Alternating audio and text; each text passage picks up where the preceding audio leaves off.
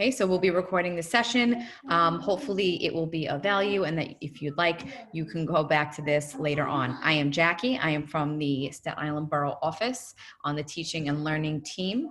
I'm joined today by, I see three of my colleagues, Brandon Scholl, Liz Galvin, both on special ed, and David Posner, who is new to the teaching and learning team.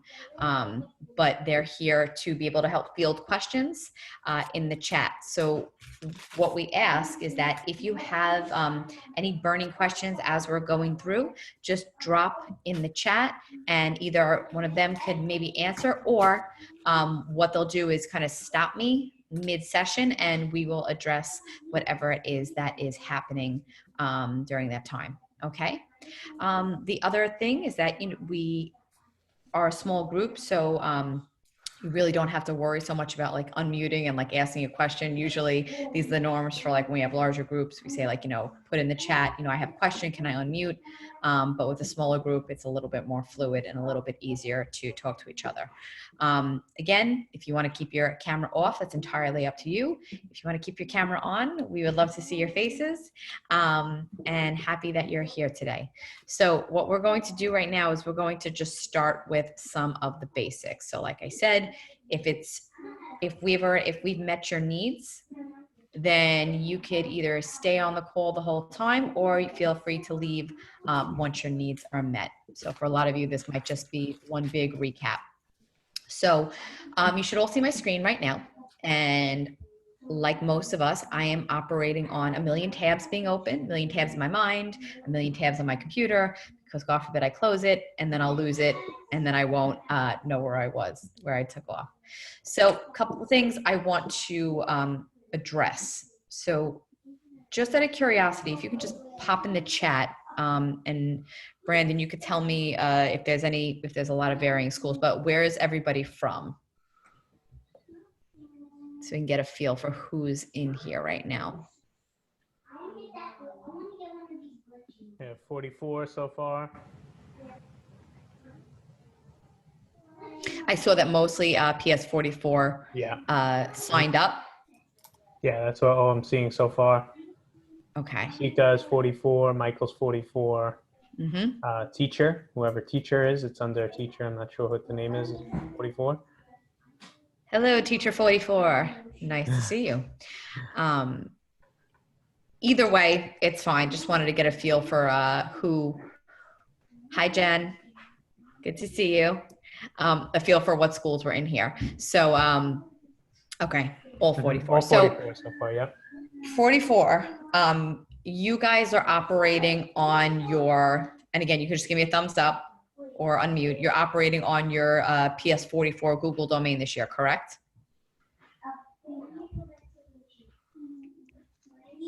To get the confirmation, you could say yes in the chat, or you can just give me a thumbs up. Okay. All right, Jen, you confirmed for us. All right. So the reason I ask is because a couple things are going to happen. And I'm just going to do this quick overview to kind of give you a feel in case you are hearing about migration or the DOE Google account. We all, including us at the borough office, are operating on our own Google domain. So we are at strongschools.nyc. You guys are at PS44. I'm not sure the full extension, but let's say ps44si.org, right? That's your own school domain. You have control over it. All of your stuff is in-house over there. That's how it's been operating independently. And that's how each school has been subsequently. What the DOE is doing now, as of last year, in order to make everything a little bit more seamless, they are moving us eventually, or we will be moving over to one NYC DOE Enterprise Google domain, which is our @schools.nyc.gov account. So what it does is, all we're doing from now on, once the process takes place, which it hasn't for you yet, we will all be on one giant domain, and we will only have one email address, and there won't be any of this, if you decide to go to another school, right? You're going to a different school. You don't have to worry about your stuff being lost, or, your email address being over at 44 and you're moving over to 30. What's going to happen? It'll just be one email address that stays with you no matter what. And the same idea is true for the students. So when students are in elementary school, they have, hold on one second. Let me just tell them to be a little quieter. So like I said, same thing with your students. So we have our schools.nyc.gov.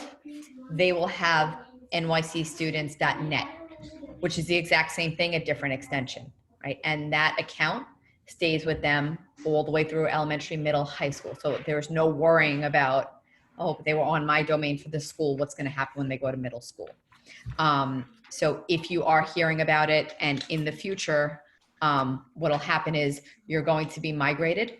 So you'll be given instructions eventually in a couple of months. It's not happening now, as to how your present information in your drive and everything will eventually be pulled onto the DOE account. And it's going to look exactly the same as what you're used to at 44. You're going to get in there the same way by going to google.com, which is where we're going to start today. And you're just going to be logging in that way. So like I said, that's for when we go over eventually to the schools.nyc.gov account. Today, we're going to just stick with working within our own domain, and I'll be working on my own domain. So like everything else, whenever we want to get going with our Google work, we head on over to google.com. It's our comfort zone. It's where you should always go, because when you're here, you're looking for your waffle, and your waffle is what's going to help you navigate to where you need to go, right? So what I can do right now is I could either select an app that I want to start with, or I can type in a direct app name in here. So just so you know, if I wanted to go to Drive, I can click here, or I could type in drive.google.com, right? Same holds true for like calendar. If I wanted to go to calendar, I could type in calendar.google.com. They all have the same layout of address whenever you are trying to get to a specific area in Google. Otherwise, we would just come over here. We would click on the app we want to go to, and it will bring us into it. So one thing to note when you are using different accounts, be careful as to which one you are in. So when I clicked on my waffle and I went to Drive, it automatically brought me to this account. And I know that this is my picture for my schools.nyc.gov account. I don't want to be inside of this one. So what I'm going to have to do, again, being aware, knowing that this is the picture for one account, I want to be in this account. So all I have to do is come on down here and I can click on this one. If I wanted to start from scratch and make sure everything was totally signed out, I can come down here and click sign out of all accounts, and then re-sign back in. So what I'll do is I will click on my Strong Schools account.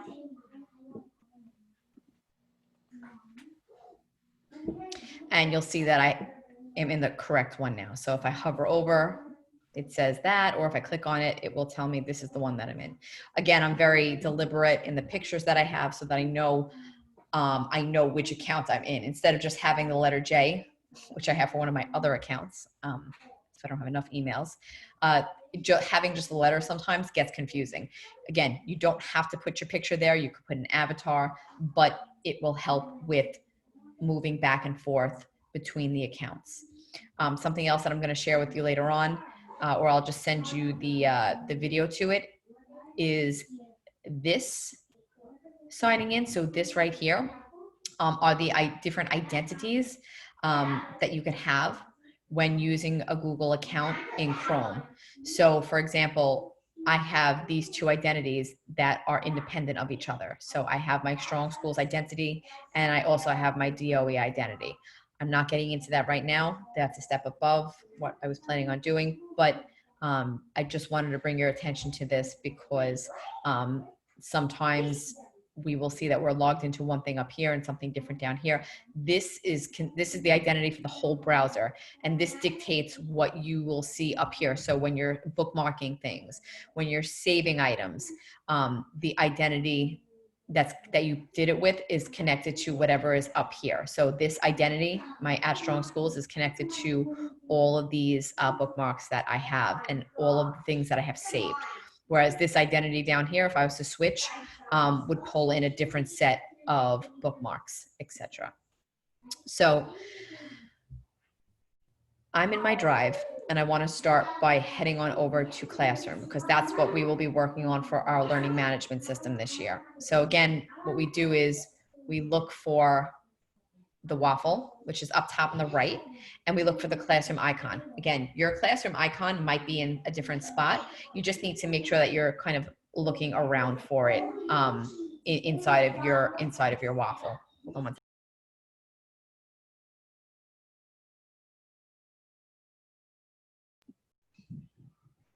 So it'll be in different spots depending on how much you use it, but mine lives right up here. And again, if you wanted to type in the direct address, it would be classroom.google.com, and you see it automatically populates. So I can do that as well. So what I'll do is I'm going to come back over to my waffle. Apologies, this will run slow because I am on a couple of different applications. So I will click on Classroom. Do that again.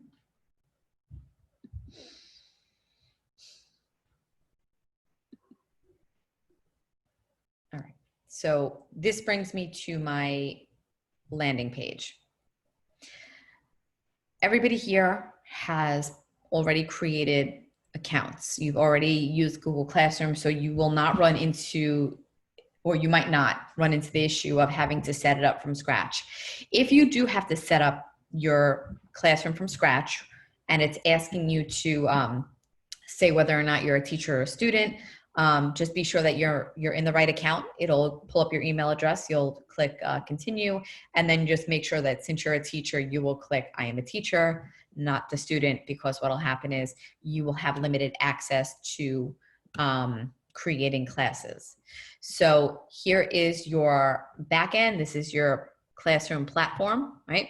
You have all of the classes that you probably created last year. I'm going to advise you that if you have the classes from last year, you might want to start archiving them. So you'll see that I have a whole bunch of classes here, right? This is a lot of stuff. So what I need to do is I need to archive them to get them sort of out of here and away from the clutter. So what I'm going to do is I'm going to head down to my global history 2. Actually, no, I'll go down to Aunt Marie's. Okay. And you'll see that right over here, we have 3 dots. So there's actually a couple things I can do. I could either, since I'm a student in her class, I can unroll in her class, or what I can do for my own classes, if I click on the 3 dots, I can archive it. What archiving it does, it doesn't delete anything, right? And it tells you right here, archive classes can't be updated unless you restore them. It's just putting it kind of into the filing cabinet downstairs so you don't have it on here anymore. All right, so I click archive and it's going to move from here into my archive space. You'll see that it's gone now. I can go through and do this for all of my other classes, which will probably behoove me as to not have everything sort of messy and in the way. So just to show you where that lives, if I click on my waffle stack, my pancake stack on the left, 3 lines, and I scroll all the way down, you'll see that it has archived classes down here. And this is where my classes live. So what'll happen is you can still access the stuff that's here, and the stuff is still inside of your drive, but you just can't engage in it. So you can't post, kids can't post, but everything is still here as to not, you know, lose everything that you've worked on. Okay, so that's your archived classes. To create a class, again, we come on up to our plus button. If you're joining, this is what your students will be doing, right? For the most part, they could be joining this way. They would come over here and put in their class code. You as the teacher will be providing them with the class code, and that's going to be inside of the classroom. So you have to give it to them and they would put that in right here. Okay, but you as the teacher, what you do is you click create class and you go through all the steps. What's the name of the class? What's the section, the subject, and the room? So you could be as detailed or as little detailed as you want to be in here. You can always go back in and make the modifications that you need once your classroom is created. I am not going to create this classroom again because I have a demo class over here I'm going to bring us into, but this takes a couple of seconds for it to sort of open up and come about. So once the class is created, it brings you to your stream. So your stream is where everything will live. So again, like Facebook, and we've talked about this before, if you have a Facebook stream, you know that it populates in the date order or when somebody comments on something. So this is how sort of your classroom works as well. So the stream is the first spot that you will land on when coming in here. This is the class code we talked about. You would provide the students either with this code, just by giving that to them, whether it's through a letter that goes out. If the remind, it's going to vary at the beginning of the year on how you're going to get this information to students, or you have an invite link. So this link right here, if you copy it, this can be shared, and this will directly bring the students into your classroom. Okay, but again, just be careful with who you're giving out the invite code to and the link code to. All right. Just some of the basics. We're going to look at your themes. You can modify these over here. So you'd select your theme. You can make changes to it as you go along. This is all about aesthetics and how you want, your classroom to look. Or you can upload a photo. I always like the idea of students possibly creating something for their classroom landing page, because it kind of gives them some ownership, and just maybe on a rotating schedule, different things for different moods if students want to create. You just have to get the dimensions of this. I forget offhand, but once I have it for you, I can give you the dimensions so they can start creating. Fun way to get them involved in the classroom, the virtual classroom setup. Because the other thing we really want to think about this year, blended or fully remote, are setting up the classroom norms that you want to set forth with the students, right? Because we think about the first, 30 days of school, we're setting up our rituals and routines. What do those look like in a virtual setting?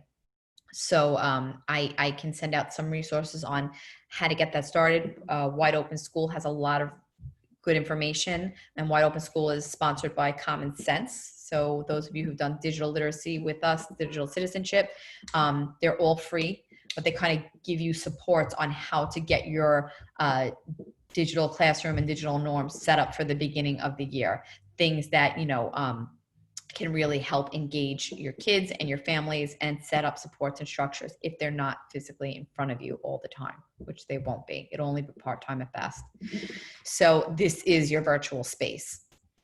So on your stream, this is where if you're going to use this, you're going to just be using it as a kind of like a bulletin board, like an announcement board. You're not going to put any assignments in here. Your stream is strictly for announcements. Welcome to class. Please be sure to check the new student inventory form. Okay. So I might put this up for my students. I could always add something to it, and by add something, those somethings can be from my Google Drive, because remember, your Google Drive is where all of your materials that you're creating will live. And then your classroom is the output. So that's where you're feeding the stuff and the information into, so that students and families can receive the information to access and complete. You can also simply put in a link to a website or something that you want to share. You could upload a file, or you can have it go directly to a YouTube video based on what you are pushing out to your students and families. Over here, it says for and which students. So this is similar to what you see in classwork as well. This decides who this is going to. So we know we're in our 2020, 2021 demo class. So that's the default of who it's going to go to. If I click on it, I can have this announcement pushed out to other classes. So if I am working within other sections, if I am a teacher in other Google Classrooms, I can push out this to my other classes. So think about the efficiency in either doing assignments or sending out announcements to students. You can just send it out to more than one without having to constantly repeat the same thing.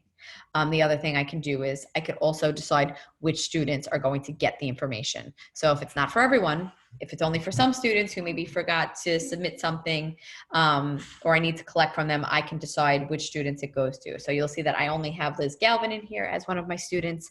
But if I had more, I could check or uncheck them, and you'll see that as we move on. So I'm going to leave it as that for right now. I could decide when this post goes out by clicking over here. I could schedule it, save it, or just simply post it as we go along. So again, just a reminder, this is a recap of what you might already know. Quick refresher on using all of these, the bells and whistles in here. So another thing to note when we're on stream, we're going to come up to the settings wheel. Whenever you're in Google, your best friend is the settings wheel. Your settings wheel looks the same everywhere you go. This is where you can gain more information and make changes to the platform that you're in. So as I mentioned before, class details, and I said you can change them. This is where you can change them. So I have my class name. I could change that. The description, you might want to be more detailed at this point, depending on if you're the remote first grade teacher, you might want to put those things in here. Your section, well, your room, obviously I'm in my kitchen. We'll leave it as that for now. And then we come down to how it is that folks are getting into your class. So this is where you have your manager invite code. So our invite code is enabled, okay?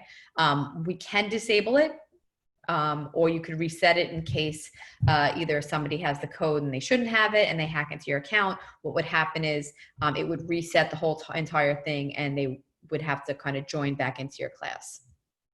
This is the invite link. So this is that direct link that I mentioned before that you can copy and share it with kids, or again, you would just have them put in this class code right here, right? They're not directly in front of you, so you might have to send this out, or if you're on a Meet, a Zoom, you can always display it for them this way. But again, really think about the age that you have and sort of the manipulation of going from one tab to another tab, and how is that going to work for them? Because, if that's a skill in itself, knowing to go from one tab, listening to me, and then migrating over to another tab to actually do some work. So different set of skills that we might not have taught before. This is your stream. It's defaulted to students can post and comment. Mine is on for only students can post and comment. Only teachers can post and comment. I have it set that way just because you can decide which one you want to have on. To start, you might want to do this, or you might want to have it as students can only comment, which would mean you as the teacher post, they can comment underneath whatever it is that you posted. This would mean that students can create their own posts and also comment. But that is entirely up to you, but that's solely on the stream. Students will be able to contact you and message you on their class work area, no matter what. Okay, so you're not disabling that. This does not affect that. So you can make these changes and you'll be good to still communicate with them on their actual classwork tab. So I'm going to leave it as only teachers can post and comment. This is for purposes of the way the aesthetic is on the stream. Show condensed notification. You're going to want to leave it like that, because if you start showing the attachments, it's going to get very bulky, because again, the stream will show all of the stuff you put on the stream and then the classwork stuff. So if you have a lot of attachments, it's going to show everything if you have this open. The condensed notifications is a better way to look at it, because it's just like the heading of it. Hiding notifications means they won't see anything, which I don't think will be your best bet. You could show deleted items, or you can keep that off. Again, that's just for you. Guardian summary, you're going to want to keep that on. And that's something that if you don't see this right now, you'd probably have to get it turned on your domain, but it probably is turned on for you. The purpose of this is so that when we get to the people tab and we start adding in our students, you can attach a parent to a student. So for example, if my student is Liz Galvin in this class, I go over to Liz's name in the people tab. And again, when we go over there, I'll show you, and I will put in my parent, I'll put in the parent email next to her name. And what will happen is at the end of every week, Liz's guardian is going to get a notification on whatever the assignments were, what she completed, what she didn't complete. So there's no, the parent's not actually logging in as a student. They're just getting an email to whatever email they provide, telling them what their students are doing. It's a really nice way to keep the families engaged. Mine is already on, but this is your Meet link for your classroom. So again, this came out at the end, last year. You have Google Meet living inside of your classroom now, so you don't actually have to go into Meet and create a link yourself. When I click on it, this is the unique link for my classroom.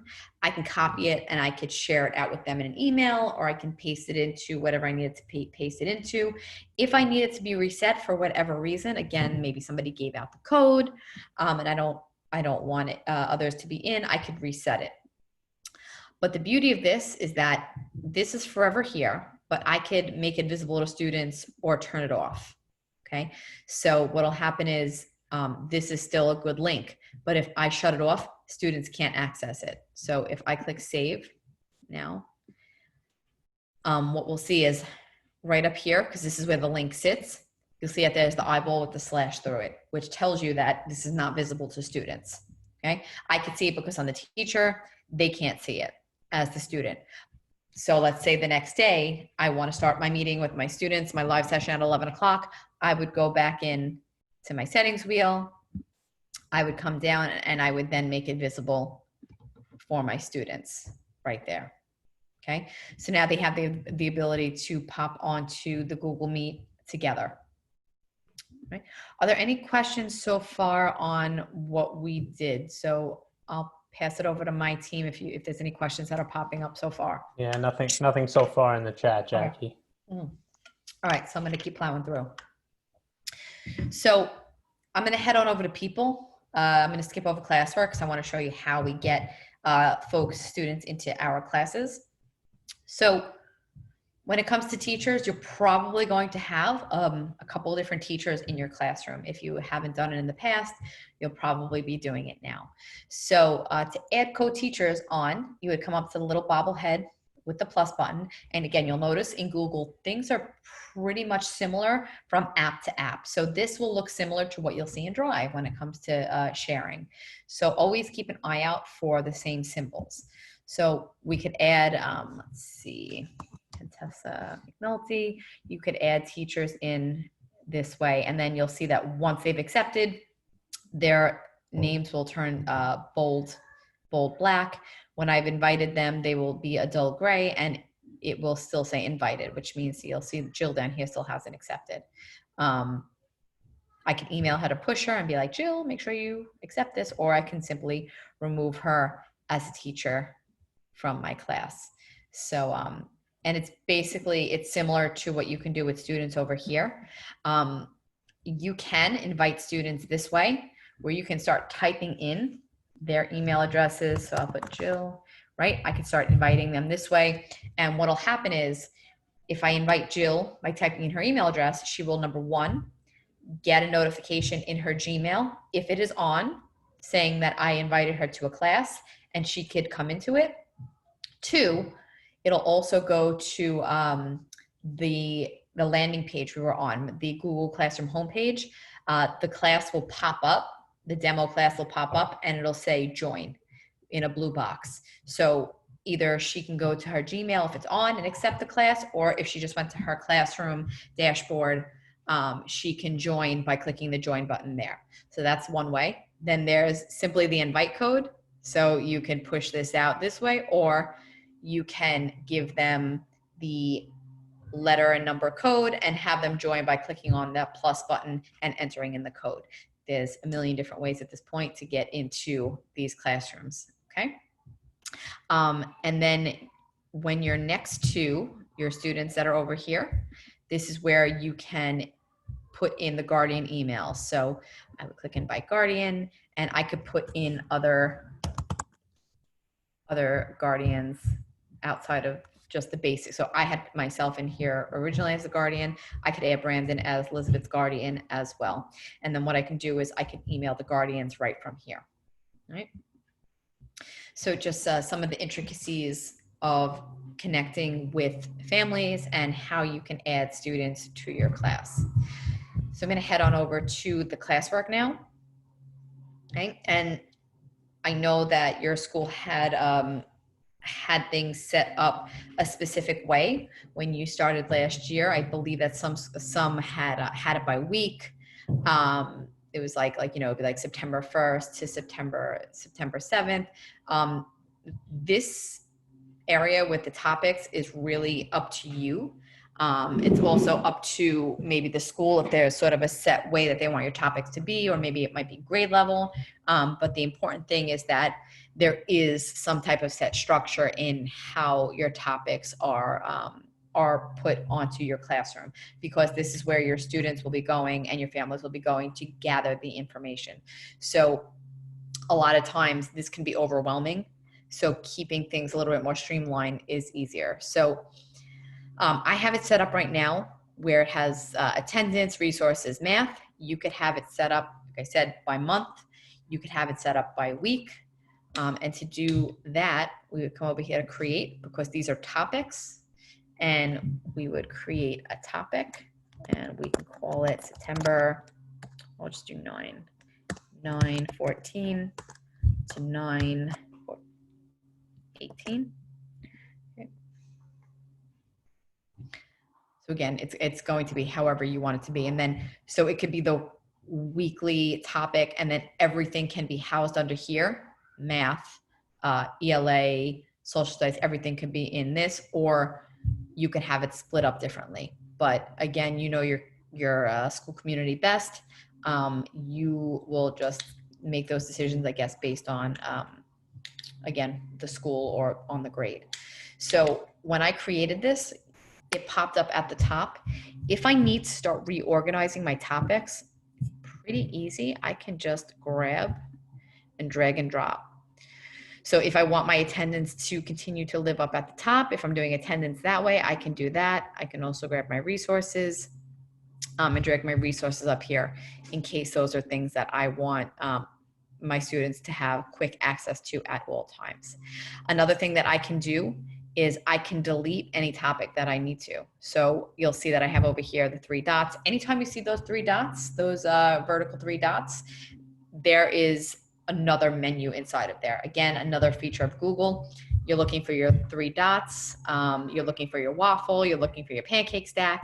All of those things are house different menus in them. So what I will do, I could rename it if I wanted to. I can move it up and down, which is essentially what I just did by dragging and dropping, which is easier. Or I can just full on delete that topic. Okay, and it's gone. And then over here on the left-hand side is where you have the topics coming and going. And this helps break down what people are seeing. So again, right now we're looking at classwork just as it is, with all of the topics here. If I wanted to just look at the resources for the week, which is this week, I would click on that and everything would populate over here. But again, I don't have anything. We'll add to it right now.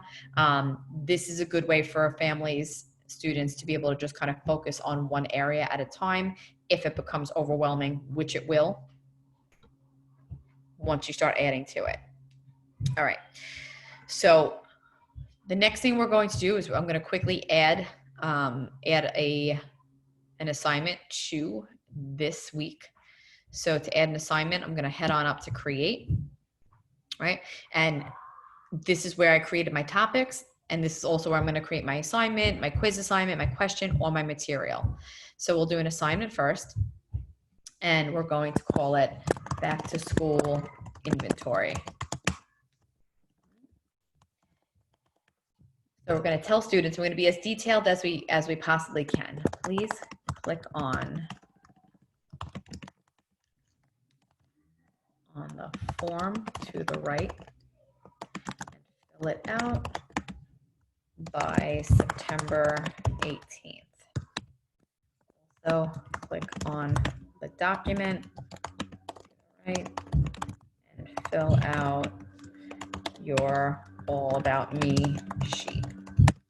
So there's a reason why I'm giving directions on like looking to the right, because when students are, and this is why it's good to either be in somebody else's classroom as a student, or have like a mock student in your class to see what it looks like from the student perspective. When the students get their, look at their assignments are attached on the right-hand side. Whereas when we look at it, I believe it's at the bottom. So you want to kind of know what they're seeing so that you can give them the best directions possible, especially at the start.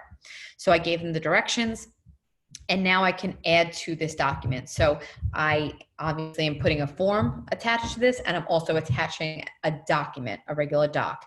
These are things that I already have created inside of my Google Drive. So Classroom speaks to Drive. I come over here and click on Drive.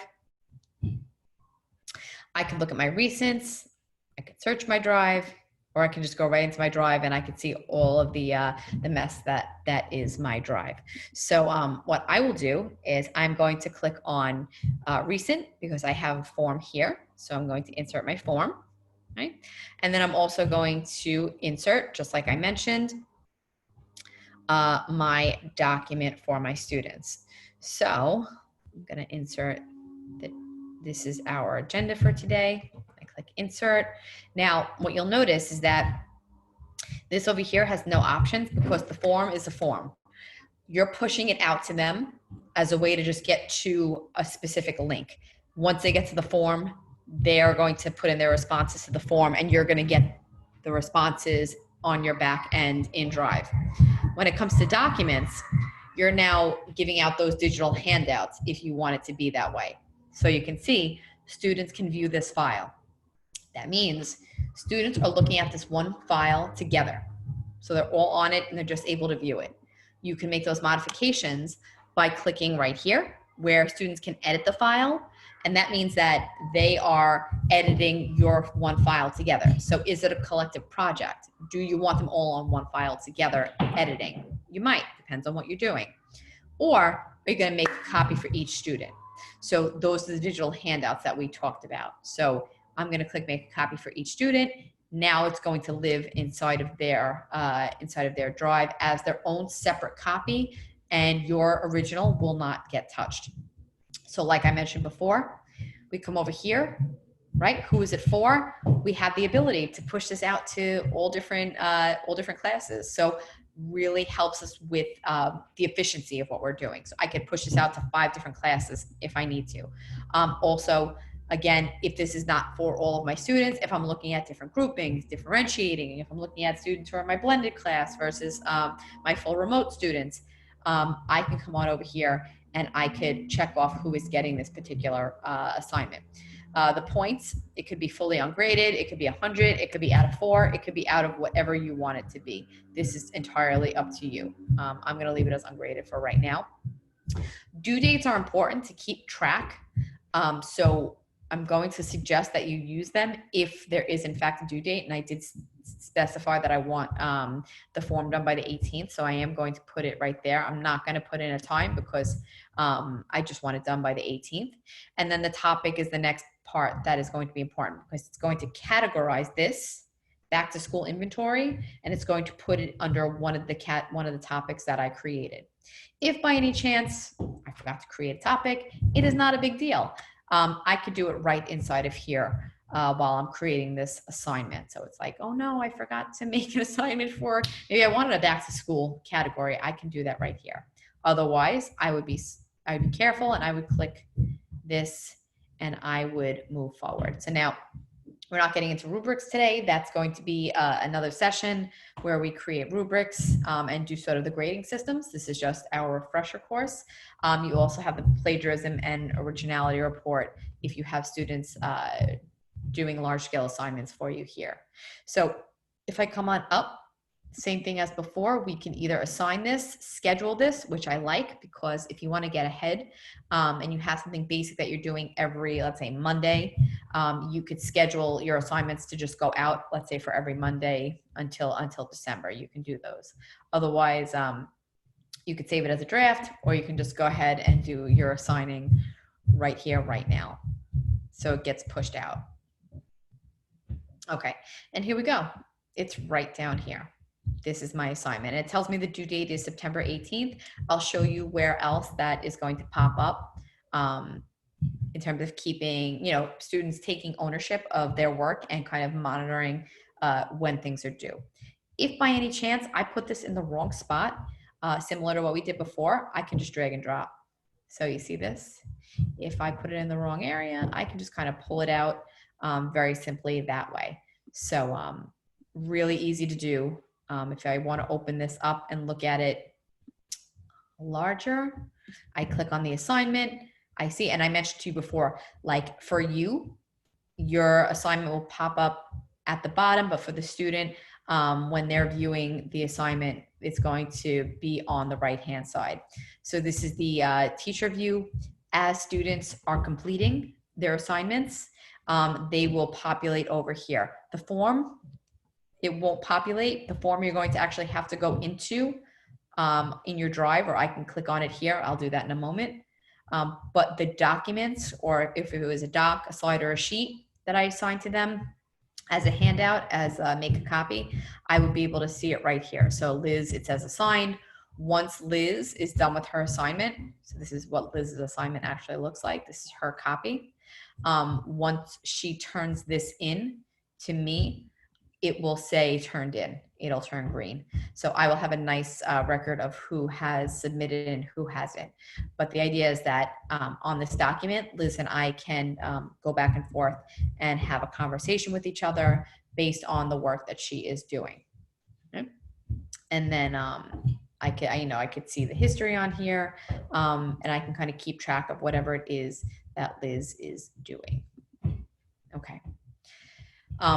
I had this ungraded, but if I was to have it set as a graded assignment, which I can't do in here, I would, right here would be 0 out of whatever it was, 0 out of 100, and I would give Liz her grade and I would return it to her by clicking this.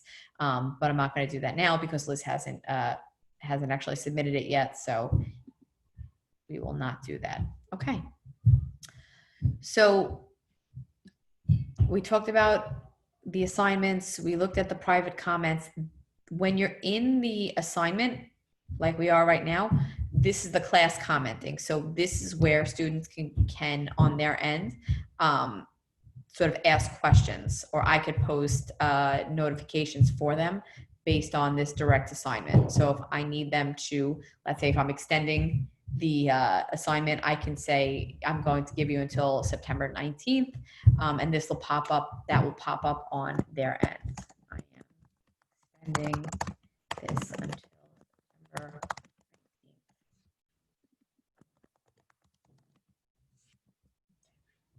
And then this would go out to all of the students, right? So we're able to have these conversations with them on here. I'm going to leave this assignment. I'm going to go back to my demo class, right? And I'll go back to classwork, right? Again, we'll see that there is one class comment. As there are more comments, this number will go up if there are any other comments. But this is how you as a teacher will keep track. And like I said, it's important for you to either have a dummy account in there or be a student in somebody else's class so you could experience what it's like for students to be in your class. Okay.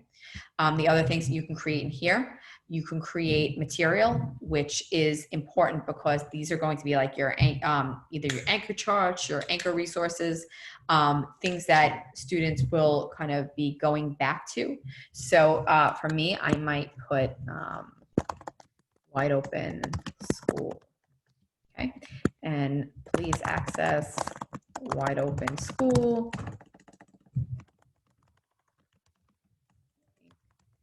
for resources on virtual field trips and digital citizenship. So this is, and the icon is, looks like a book with a bookmark. And what I want to do is I'm going to add this as a website. So I'm going to add this as a link. So I know what the link is offhand. Otherwise, what you would do is go over to, that'd be that wide open school. Right. And apparently apparently have the wrong. Okay, here we go. Wideopenschool.org. Okay. So you find the link that you want to share, right? You click on it, you copy it, either right click. I did Command C. I come back over and I'm just going to simply paste the link in to my material because this is something I want them to be able to have access to throughout the year. I can keep adding. So I could add a whole bunch of other resources if I wanted it to be, if this right now says Wide Open School, but maybe it would be Unit 1 Math. And then I could just put all the resources and outside links for Unit 1 Math in here. Again, it depends on how you want to have this work in your classroom.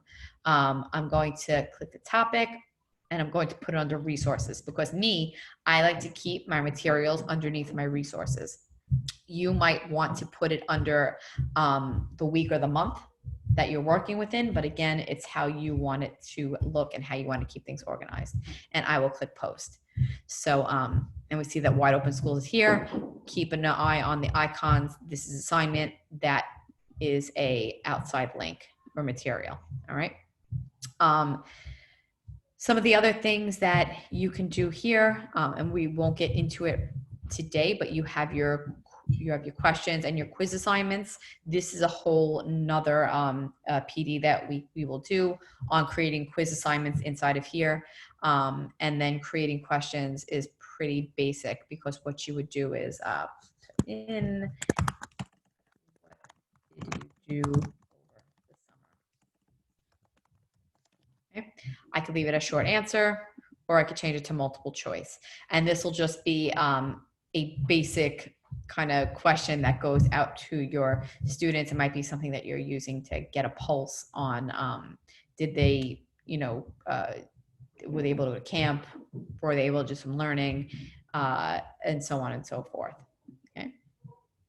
I'm going to discard the draft. Up here, we have the various connectors. So we have Google Meet on for our students. So if I was to click on it from here, I can just start the meeting. And same thing with students. They can click on it right from there and ask to join.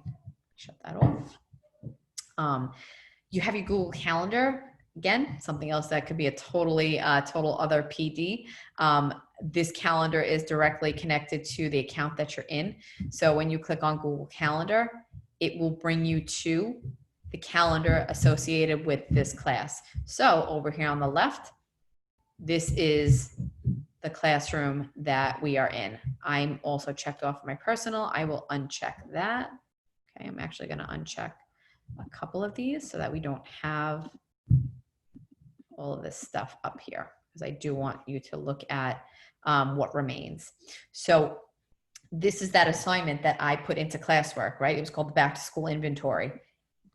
It automatically populates onto my Google Classroom, which is beautiful because Classroom is talking to Calendar, Calendar talks to Classroom, okay? This is for accountability purposes and for students to be able to kind of track what it is that they need to have done and knowing that it is in more than one place. So it lives in Calendar and it also lives inside of their classroom, okay? So like I said, due September 18th. That's why you want to make sure that you're putting up due dates, if possible, with the student work. The due dates also live back on your stream. So you'll see it says due Friday. So I can kind of keep myself for checks and balances. I can keep myself in order by going over to what's upcoming and, click on it. And I can say, all right, I have to get this done. It's going to be different from grade to grade. With your younger students, pre-K, K1, this will be a lot more hand-holding and it'll be a lot more with parent involvement, whereas you get older, students will be able to kind of do this on their own.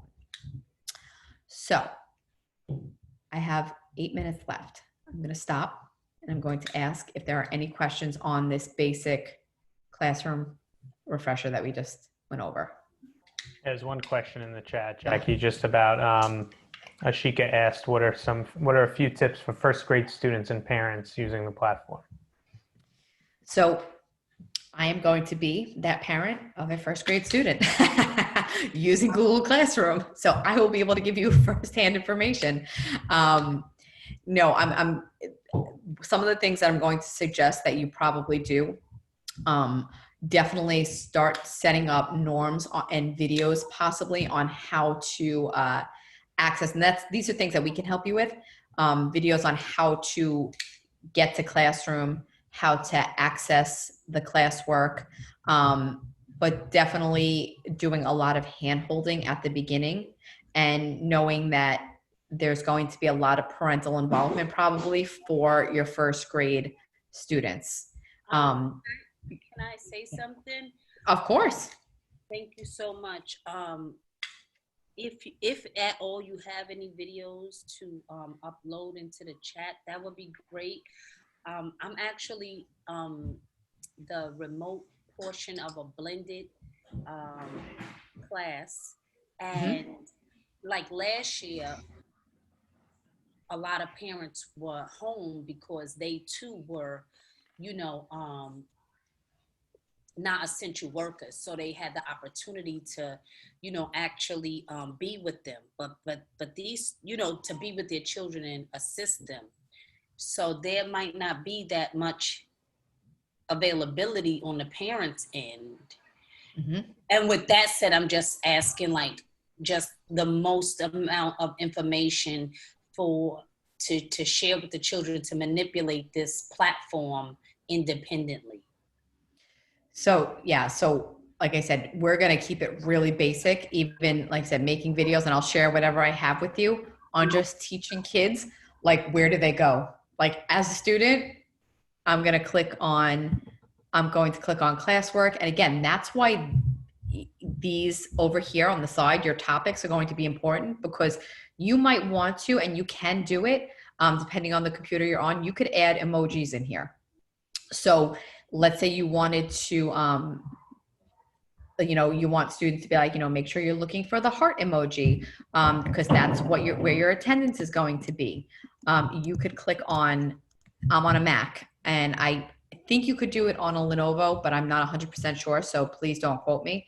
But I can come over here with my emojis and symbols, and I could put in, let's say, this emoji, right? And I might tell my students, because these are things that they know what the heart emoji is, and I would say look for the heart smiley face emoji, because that's where you have to go to do your attendance or for your reading, you know. Or I could put a math symbol on here. So kind of thinking outside the box in terms of like what visual cues you can give them on Classroom also. Thank you. You're welcome.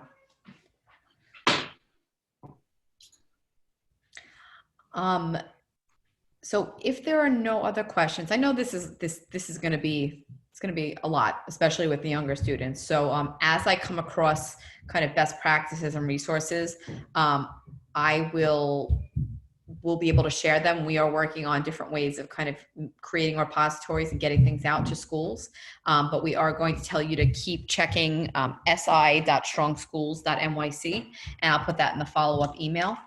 Because that's where we're going to sort of be putting the resources that we use. And we do encourage you, if you are on Microsoft Teams, we have teams in there that can also support with like questions and like best practice ideas. So we'll put links to that as well in the follow-up email too.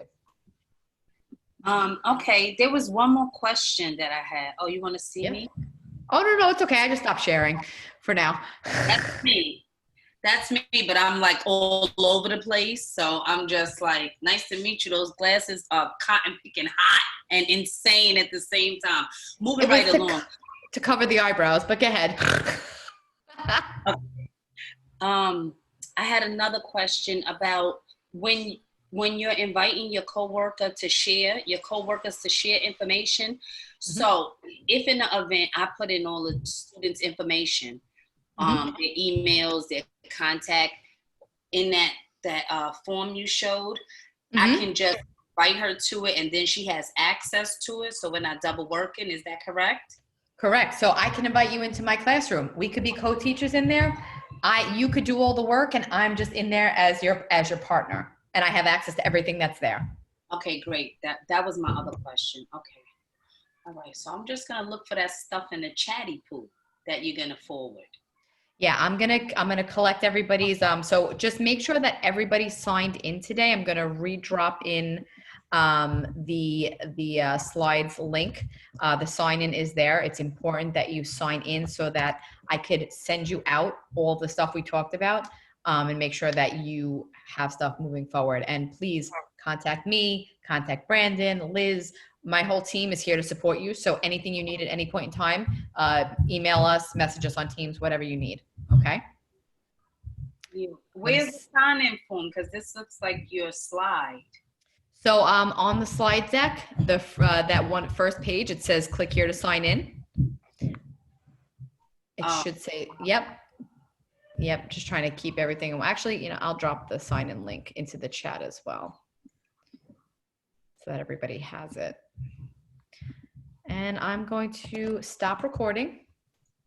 And thank you all for coming. Stay in touch.